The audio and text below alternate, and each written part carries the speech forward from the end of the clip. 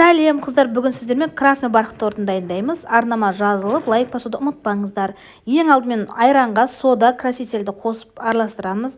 Сосын ұнға қопсытқышты қосып тағы да араластырып бір шетке қоямыз да 3 штук жұмыртқаға кішкене тұз салып, жақсылап миксерлейсіздер. Миксерлеп жатқанда өзіңіз мөлшерленген шекерді 2-ге немесе 3-ге бөліп салып, тағы да ақ көпіршік болғанша миксерлеп шығасыздар. Қоспа міндетті түрде ақ көпіршік болғанша миксерлейсіздер, ұмытпаңыздар. Сосын жаңа красительге растительный масло мен сливочное маслоны қосып, жақсы бір рет миксерлеп аласыздар. Сосын осы дайын болған красительді жұмыртқаның тестасына салып миксерлейсіздер. Көп миксерлеудің қажеті жоқ, қыздар.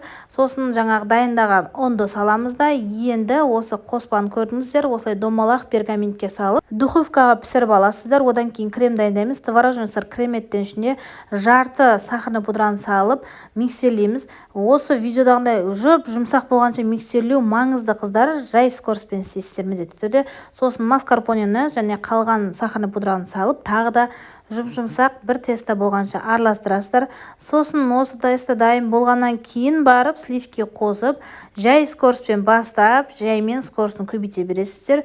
Міне көріп тұрғаныңыздай керемет кремчиз дайын болды. Енді біз тортты жинауға кірісеміз. Подложкаға міндетті түрде крем жағуды ұмытпаңыздар. Дәл осылай кольцо қойып, ары қарай өзді тортты қалаған формаңызда жинай берсеңіздер болады.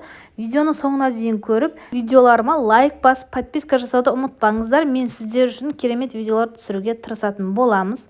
Міне кольцомен жинап болдық. Енді сыртына осындай кондитерский мешокпен кремін жағып, тортты әдемдеп әсемдейтін боламыз. Әсемдеу өзіңіздің фантазияңызға байланысты. Міне менде осындай керемет красный барқыт торты дайын болды. Ас болсын. Арнама жазылуды ұмытпаңыздар. Кері байланыс күтемін.